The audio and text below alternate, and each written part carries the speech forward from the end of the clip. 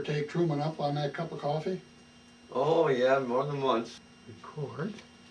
Now, I'll be We're good. feeding questions to you, but you wanna Okay. kinda focus on that if On you the can. camera.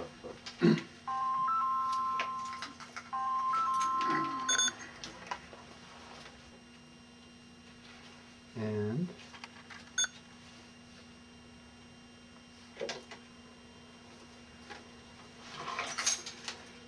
Today is November 6, 2006.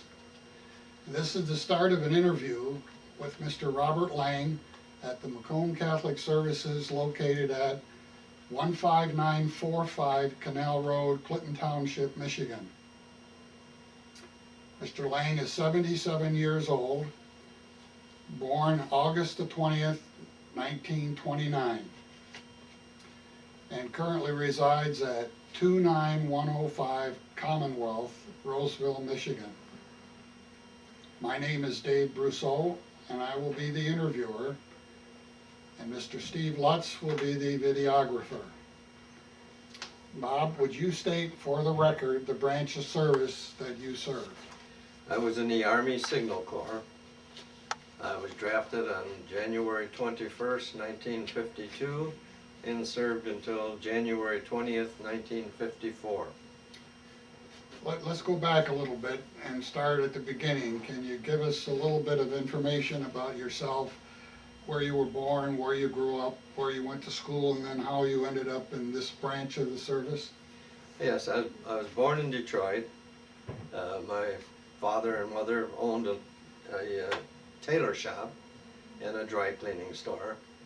I went to Denby High School, played a lot of baseball, and after I got out of school, well, I was going to go to college. I wanted to go to Capital University in Columbus, Ohio, and my dad had a heart attack and I had to go run the business. So I went and ran his store until the time that I got drafted into the Army.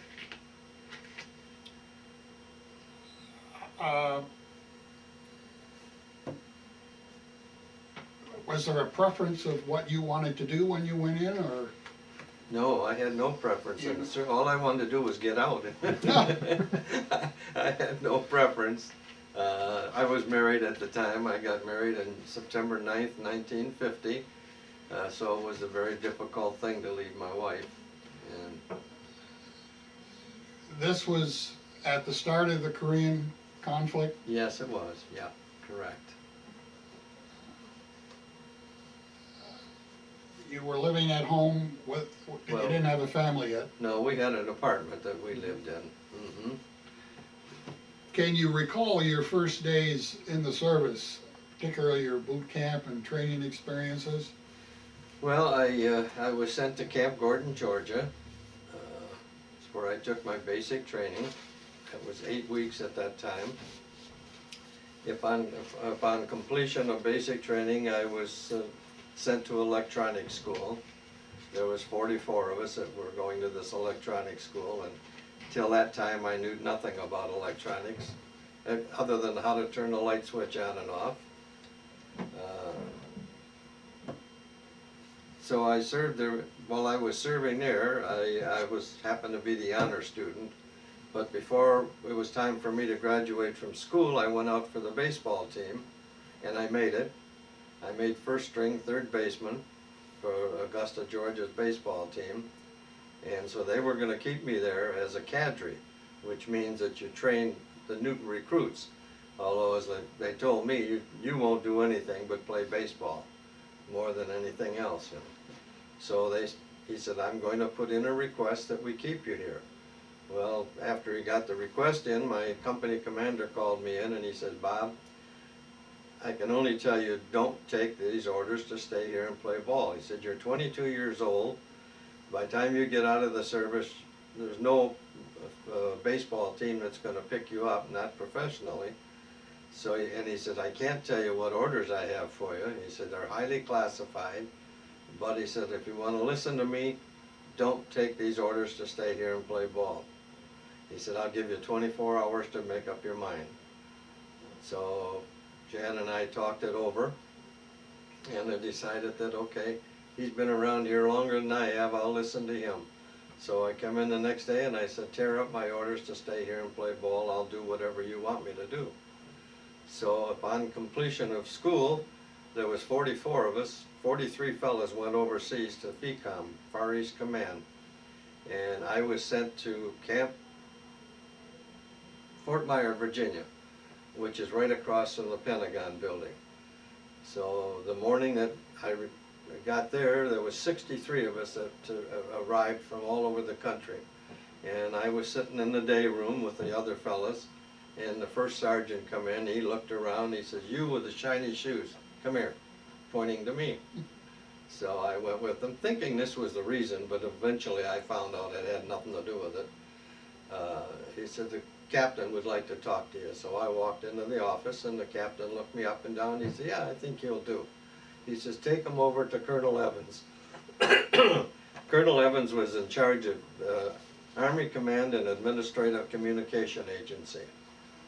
So he said, if he likes you, that's where you'll work. So I had an little interview with him, and he said, Bob, you'll do fine. He said, you can start work here tomorrow morning. Our hours are 9 to 5, 5 days a week. I said, I didn't have those kind of hours in civilian life, let alone the military. So that's what I did. I worked at the Pentagon from then until August the 3rd, 1952. On August the 3rd, the secretary come out and she said, Bob, the colonel would like to see you. So I went into his office and saluted, as you usually do. But instead of saluting, he got up and put his arm out to shake hands with me. He said, Bob, he said, I've been in this Army almost 30 years, and he said, I've got the orders for you that I've never given to anybody in my life.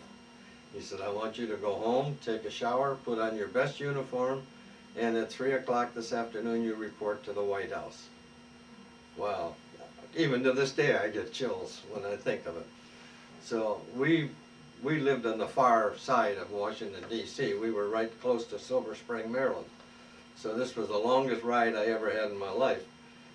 I went home and did as he said, and then 3 o'clock came back and I saw a first sergeant, and then he took me down and introduced me to Colonel McNally, who was in charge of the White House Division. So I had an interview with him, and he said, Bob, he said, I think you'll do fine. Let's go up and see President Truman.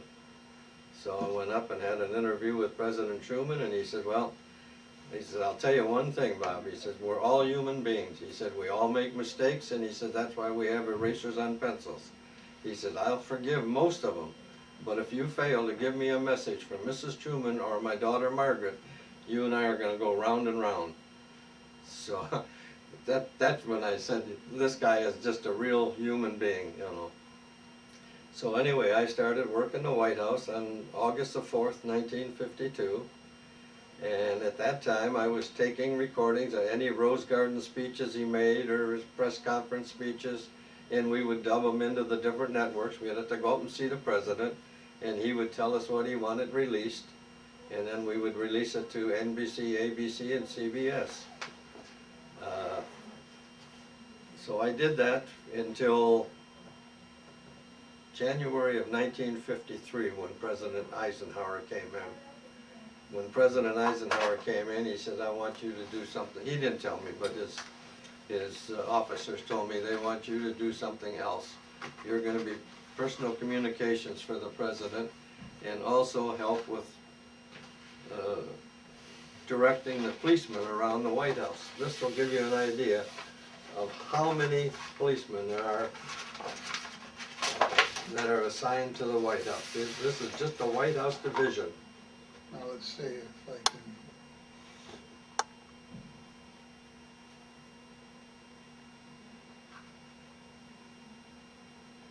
My goodness. Yeah, and every hour these men have to change post. So part of that would be my job to set up where they're going to be traveling to, from which post to which post, and at what time.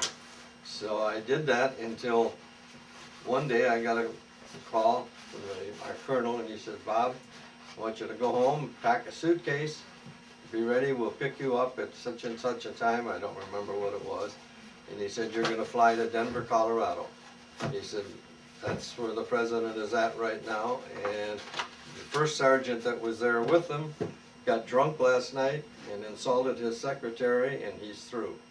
So he said, you're gonna go and take his job. I was only a PFC at the time, and nobody had ever traveled in the military with the president as a PFC. So I was very fortunate, and the job I did while we were there, he liked me, and Mrs. Eisenhower especially. She was a wonderful lady, liked me, so they said, from now on, where we go, you go. So I've been to Ohio with them, I've been to North Dakota with them, I've been to Camp Gordon, or Camp David with them, which used to be Shangri-La when President Roosevelt was there. And then it was changed over to Camp David when it was closed up all during President Roosevelt's time. I'm sorry, President Truman's time. But President Eisenhower opened it because it's in Thurmont, Maryland. It's right at the base of the Catoctin Mountain Range, and he is a wonderful, wonderful artist. And he wanted to open this up so he could go up there and paint. And this is what he did a lot of. I have a wonderful painting of Abraham Lincoln that he painted and gave to me and all of his staff as a Christmas present in December of 1953. Yeah. So I would go up there to this Camp David with him, go wherever he went, and I did that until it was time to get out of the service. And when it was time to get out of the service, they didn't want me to leave. The first sergeant talked to me, the Colonel McNally talked to me, President Eisenhower talked to me. They all assured me that my job carried a warrant officer's rating, and that if I would stay, as soon as I had the sufficient time in, I would be a warrant officer, and as long as I kept my nose clean, I would be there until I retired from the Army. Well, my wife said, if you stay, you're going to stay alone. I'm going home. We had a little boy. He was only 12 months old, I believe, at the time, or less. And she was stuck there with him alone, and I was gone so much of the time. And one of the times we were coming back from a trip, and she was going to pick me up at the airport. And they came across the loudspeaker on the plane and said, we're not able to go into the terminal because there's been a threat on the president. So we'll be parked out on the tarmac, and there'll be cars to come and pick you up. We don't want you to stop any place. We don't want you to do anything. They'll take you home, and that's the only place we want you to go.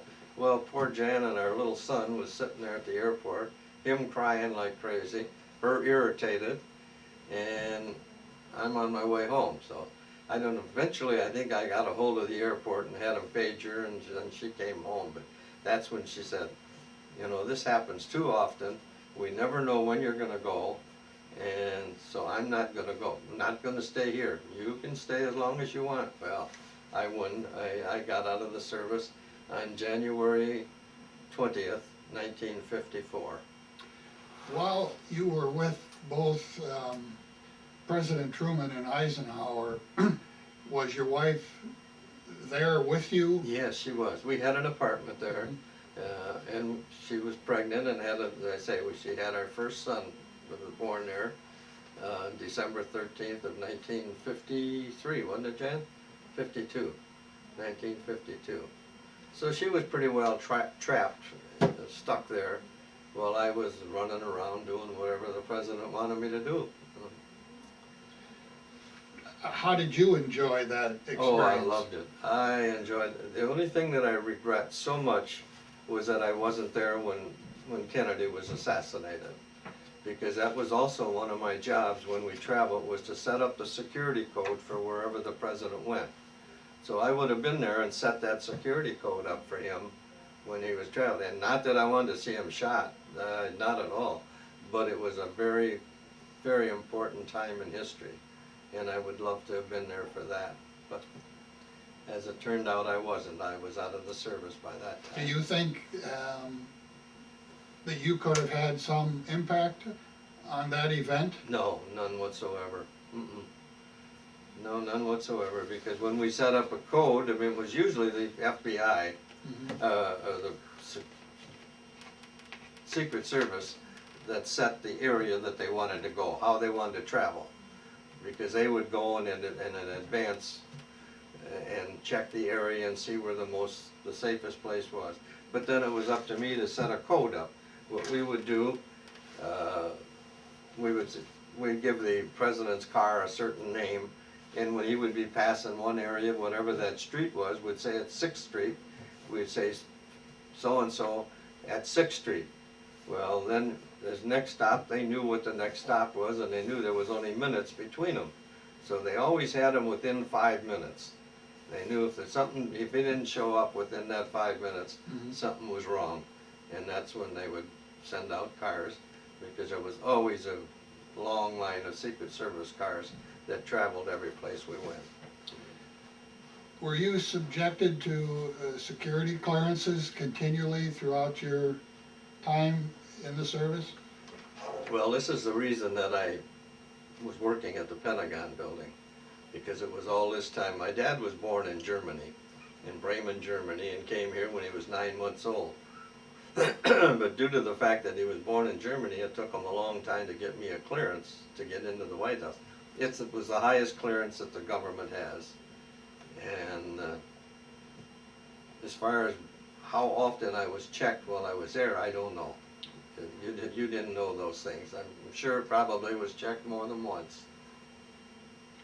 Let's go back to the Truman era and share with us some of the experiences you had with President Truman on a personal basis. Well, you never had a whole lot, but I did. I've had coffee with the gentleman. We sat and talked more than one time.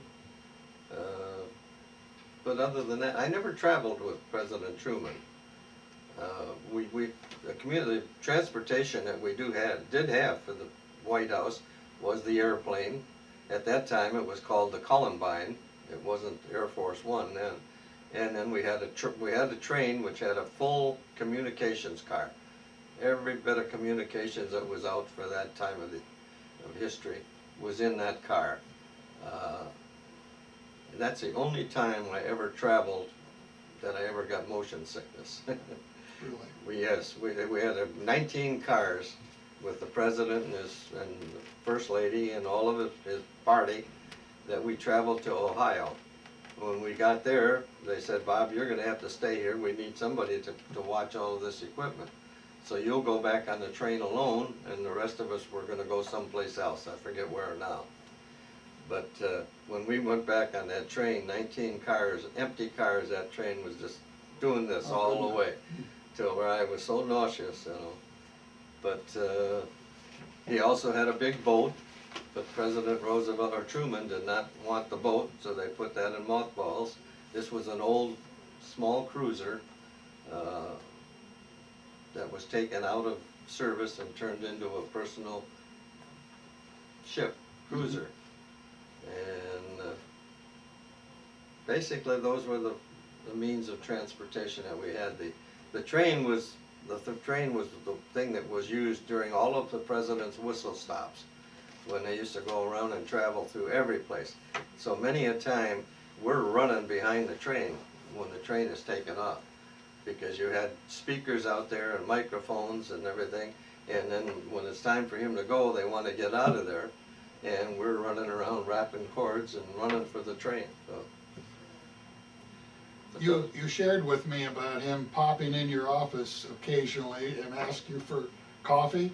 Well, he would be going to the other end of the White House, going up to his private quarters, and he was a man that would just stick in and say, "Hey, Bob, you want to go have a cup of coffee?"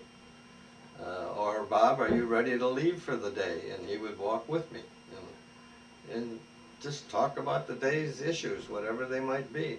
It might be, how did the communications go today when you recorded it? Did everything come out all right? Just anything, you know. He was just a regular person. Did you ever have a chance to see or talk with him after he left office? No, you know, I have never, we had 3 sons. We've never taken any of them back to Washington. I have never gone back there myself.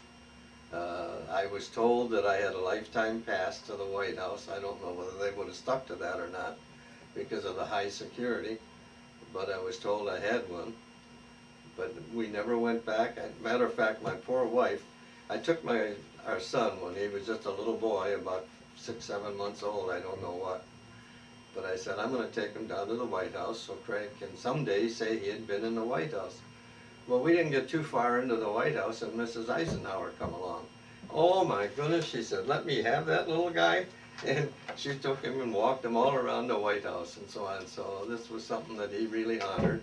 He didn't know anything about it at that time, but eventually when we told him, he did. And we had a lot of friends. Many of our friends came to visit us in Washington, and I would always set them up with a special tour of the White House. They would have a open house every morning at, I forget what it was, 8:30, 9 o'clock, something like that, for 2 hours. That people could come and there would be a lineup, blocks long to get into the White House to go through it. And I used to walk in and just walk past them and go in, and I used to think, boy, what is a little peon like me doing something like this? You know, I felt so honored with that job. But I could take people on special tours of the White House before they opened it up to the public. And my poor wife never got one of those tours.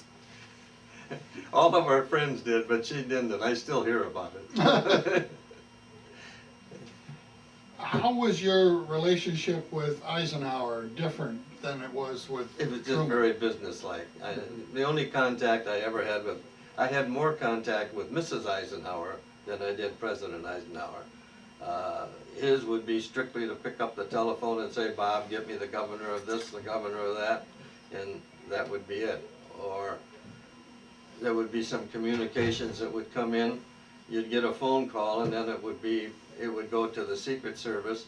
From the Secret Service, it went to the Park Police there, and then to the Secret Service, and then it came to me. And it was up to me to determine whether it went to the president or to somebody else. This was largely when we traveled. I didn't do that when we were in the White House itself. So you also traveled with President Eisenhower too? President Eisenhower I traveled with quite a bit, yes, I did. I took over for a first sergeant, and he had been with the president since the White House division was originated in 1941, I believe it was. So I was the first one besides him that started traveling with the president. And I was only a PFC because there was a freeze on at the time in the Army. You couldn't get any ranks increased. So as soon as the freeze went off, I was made corporal, and then I was up for sergeant, but at that time it was time for me to get out. And out I went. To this day, I'm a little sorry that I missed a few of the things, but never sorry that I ever would have left my wife. I would have been very sorry if I'd have done that. We've been married 56 years, and very happy and very glad that I'm still with her. Was the mode of travel, could you tell the difference between how you traveled with Truman as opposed to how you traveled with Eisenhower? Well, with Eisenhower, we always had a special airplane. It was regular United Airlines or American Airlines, whatever airlines they got the plane from. But the president would go, he would always take off 10 minutes before we did, because in our plane would be just Secret Service, President, Secretary, personnel, President of the President, and myself and a few other fellows from the electronics. So we took off 10 minutes after the president and landed 10 minutes before him, so they could set up the security. I had a lot of slides of all of our trips that were really memorabilia to me, but over the years they've kind of faded out and they're pretty hard to see now. President Eisenhower, as I was saying, Jan, can I see that painting of Abraham Lincoln? This will give you an idea of what kind of an artist he was. This is not what he gave me. This was in our pictorial section. But he painted this.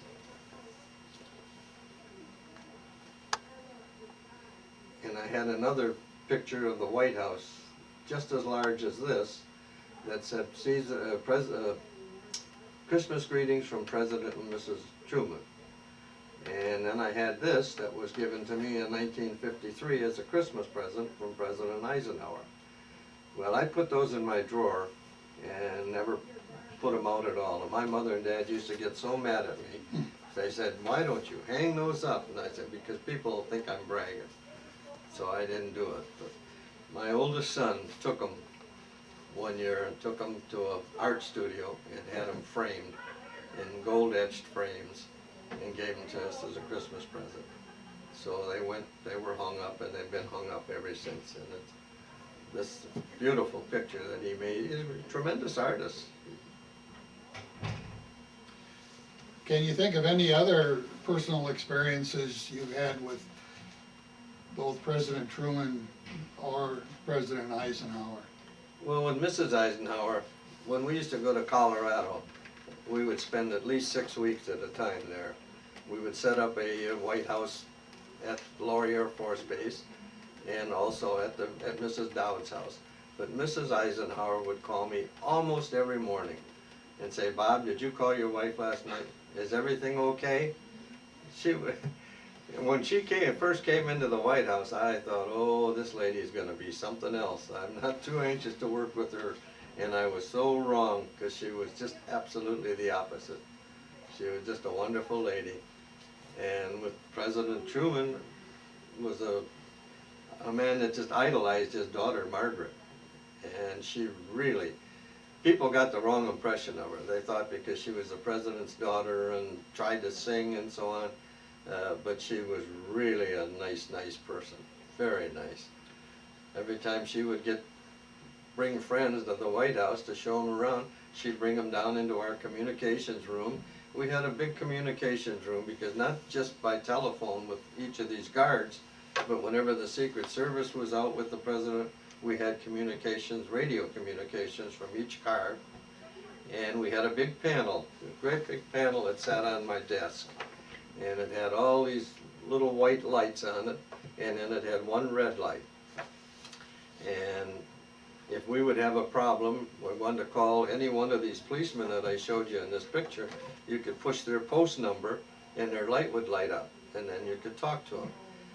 If you ever had any threat on the president's life, we had a button that we could pull, and every one of those phones would light up. It would ring. And as that guard picked up that phone, that light would come on. Now, if some spot where that light didn't come on, we knew that's where the problem was, and that's where we could send the Secret Service to go. So it was just really interesting, a tremendous job. During the time that you worked, did you ever take vacations? No, we didn't. No, I was on call 24 hours a day, 7 days a week. They never called me that often, but occasionally they did. But there was many times when we were planning on doing something and they'd call and say, "Bob, the car will pick you up this evening. President Eisenhower wants to go up to Camp David." So away we would go. You never told him no. You never said, "No, I really don't want to go on this one." You went.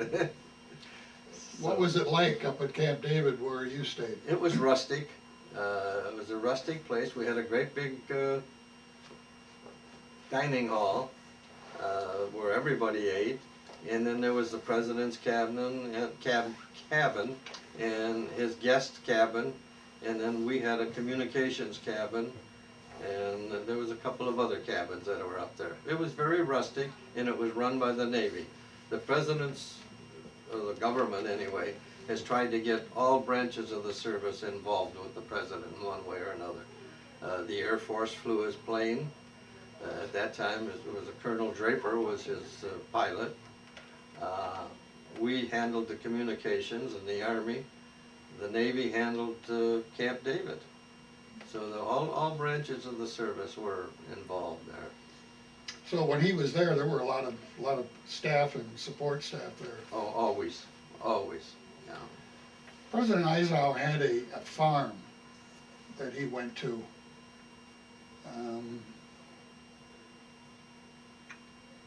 I can't remember where that was now. I'm not familiar with that. I don't recall ever hearing anything mentioned of the farm. It was right at the same place that they had North and the South fought Gettysburg? Gettysburg, Oh, there was a farm. okay, well, I we've think been to he had a Gettysburg. couple hundred, maybe he didn't have that many. He had some cattle, and I've been to the farm. And to me, it's a small farm. How could a president with all of his staff be there and be adequately covered? And some of the people were telling me they had cameras in the trees and stuff. I just wondered if you were ever there, because it's No. really not a very big building, and the house was a colonial, but it was very small. Yeah, no, I'm not even aware of that, familiar with that. I had been at the White House for, with President Eisenhower, 3-4 months, something like that, before I ever started traveling with him. So something could have been before me, I don't know.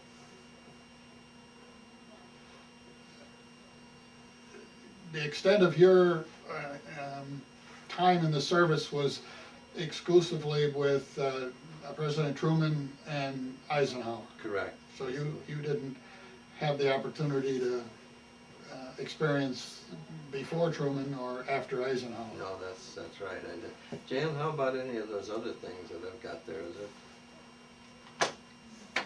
I was out of the service, 5 or 6 years, something like that. And I received this, Which- the one that's in the frame. I can't read it because I can't see it anymore. That's all right. But,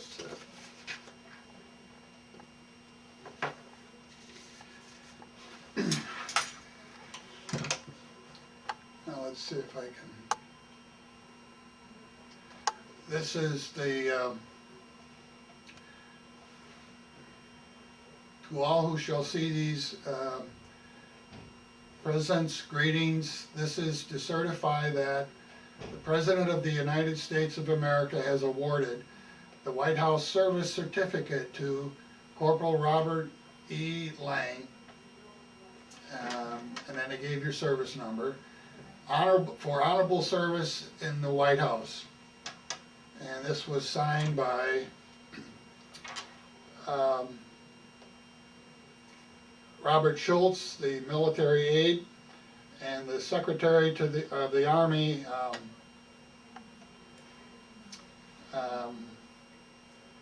Bruckner. What was Bruckner's first name? Must be William, isn't it? William? Okay, I can't read the handwriting. William Bruckner. Okay, that's what it is, yeah. And this first day of June 1960, and you were released. I got out in 54. Okay, so that was So something when that, that come, that was quite a thrill for us, I thought, gee whiz, he still remembers me after that length of time, that's pretty nice. Yeah, And my God, a handsome young dude. Can you pick that one up, Steve?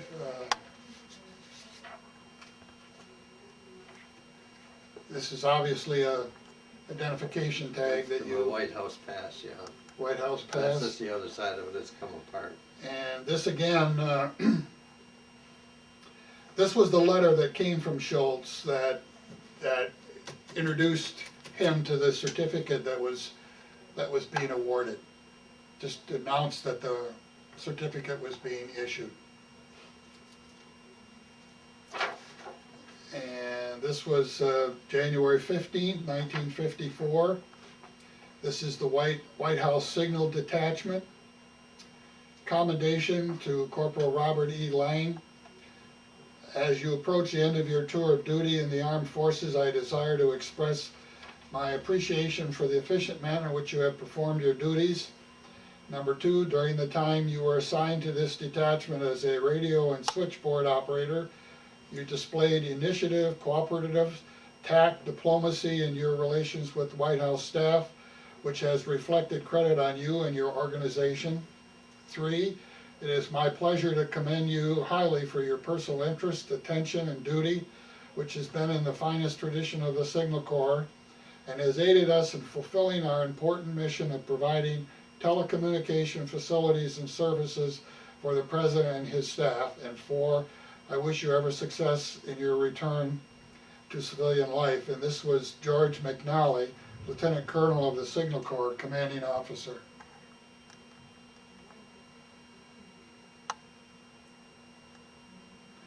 That's kind of nice to have those. Yes, it's certainly means a lot to me. Another commendation to the White House Police. This one was dated December of '53, again by George McNally.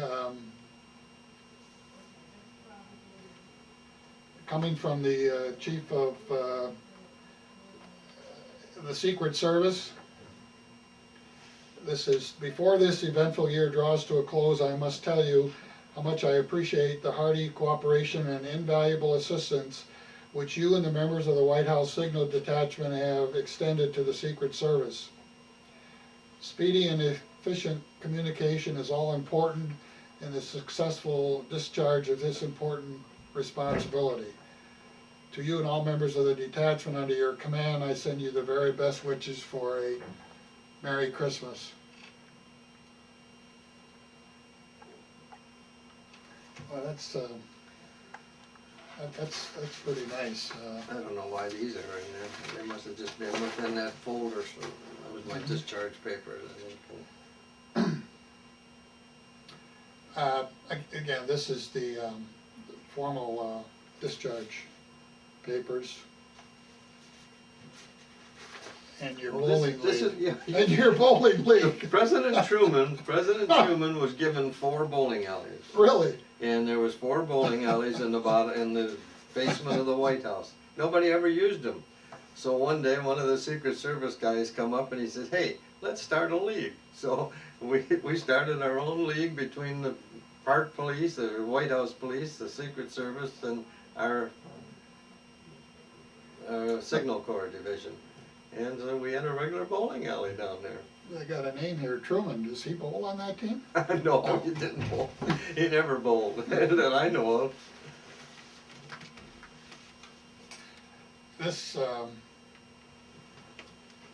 Well, I think that was just my do you remember what your service number was? US 55245 596. You know, there's something in life you never forget. It is- Four that's five the five truth. 8344. I'll never Yep, forget yep. it.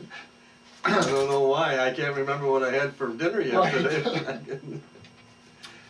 Now you've been detached, you said, which was in 1950. January 20th, 1954. Right. Now what happened in the life of Robert Lang? Well, I came out and I kind of took over for my dad's business. He was not a well man, and I ran his business, and then a company came along and offered me a job to manage the dry cleaners at Selfridge Air Force Base. So I did that, and after a short time I was promoted to the main office and made in charge of the main plant, and then we opened up branch stores, and then pretty soon I was made general manager of the whole operation. And then the company sold out to a national outfit, and I was out of a job. So it just so happens that the day that the owner of the company took me out to lunch and told me that he had sold out, we're walking out of the restaurant and the man said, "Hey Bob, how you doing?" I didn't even recognize him, but he was a member of our church, and he was worked for Prudential Insurance Company. And he said, "Bob, how would you like a job?" I said, "You couldn't come to me at a better day, because I just got released from my job." So I went to work for Prudential. I worked for him for just 3 years, and I was leading salesman for 2 of those 3 years. And we had a big promotion going on, which was what they called Rocktober. They were trying to sell $1 million worth of insurance from just our office for that period of time. And each man was supposed to write $25,000 worth of insurance, and if they did that, we would meet our quota. Well, I worked all day Friday night, Saturday, and even Sunday I went out. And I go into office on Tuesday morning. We had a fellow, I won't say his name, but was our manager of the office, was a rather nasty person. Anyway, he grabbed me and he said, "Well, how are you doing?" I said, "Not bad." He said, "Well, how much have you got?" I said 78,500. Holy smokes. He said, if you try, you're gonna have a good week. And I said, you know what you can do with this book? I said, I'll tell you where you can shove it. And I said, I quit. And that's when I left them, and I went into the clothing business. I worked for Leeds Menswear, became manager of there, and then I left there for Hughes and Hatchers. I was with Hughes and Hatchers 9 months when I was made store manager, or assistant manager, and within 8 months after that I was made store manager. My first store was out at Wonderland, and from then on, and from there I was promoted to Birmingham and was manager of our store in Birmingham. And then when we had a gas scare that it was going to be rationed, and so I came over to Macomb Mall, which was only 2 miles from our house, and I managed that until I retired. No, I did not. That's not true. I managed that for 9 years, and then Hughes and Hatchers went out of business. So when Hughes and Hatchers went out of business, Jacobson's in Grosse Pointe hired me as manager. So I was manager of all the men's departments at Jacobson's until I retired. And I've been retired 15 years now. We have a place in Florida, in Newport Richey. We will be leaving for that next week, and we spend 6 months down there and 6 months here. Wonderful. So it's a pretty nice retirement. What's it like for being away from the rest of the brood for 6 months? Do they come down and? Our son and daughter-in-law and grandkids have come down almost every single year until last year, but now we have, my granddaughter is a senior in college, my grandson is a junior in college, and our youngest grandson is a senior in high school. So they all get vacation at different times. So it's pretty hard. Last year, I think, was that the first year, I believe, wasn't it, Jan, that they weren't able to come and visit us. So, and we miss them. Oh, I'm sure you do. Is there anything else that you can think of that might be interesting to tell us that you haven't already? I think basically that's it. My granddaughter that's here is 21 years old. She'll be 22 this month. Beautiful girl. She was just in the Miss Michigan pageant. She's a model for Saturn, for the auto shows and so on. She's also Miss Greektown. So she represents Greektown for any of their festivals. We're real proud of her. She's a beautiful girl, but she's as pretty inside as she is outside. Wonderful. Yeah, we're very, very We proud. just had an interview last week where the granddaughter was similarly a model for one of the car companies and travels, a daughter-in-law that travels around the country, made me think about that. Yeah. She's also a dance teacher. She has 14 classes that she teaches dance. She has a competitive dance team that she teaches, and she's a senior in college. So you talk about busy. She is one busy Have girl. any of your children or your grandchildren expressed an interest in what your career was like in the service? When they were younger, every one of them asked me to come to their school. Good for you, that's and great. show my slides and show some of my pictures and tell them my story, you know. So I did that. Well, one day when I was working in the White House, I got a phone call and said, Bob, would you come upstairs? Somebody here that would like to see you. So I went up there, and there was our minister and his wife who were visiting Washington, and so I told him, I said, come on back tomorrow morning and I'll take you on a special tour of the White House. Well, when I got out of the service, Pastor Nee says to me, he says, Bob, would you give a talk to our men's club and tell them what it's all? I said, sure. Now, when that was over, he said, would you give a talk to our ladies club? So when that was over, he said, would you give a talk to our youth club? And pretty soon all the different churches around the area started calling me, and would I come and do this and do that? And pretty soon I said to Jan, I said, I got to stop this. You know, I've worked nights a lot of times, and I said, I just can't give up all of these nights to be going around and doing it. So I said, no, that's it, I'm through, I will never do it again. But I did for the schools. When grandsons called and said, "Grandpa, would you come and show your pictures and tell them your Too hard story?" to say no to that. Oh, yeah, I couldn't, I did, yeah. Well, Bob, thank you very much for sharing with us all of your experiences in the service and some of your personal notes on people that you've met.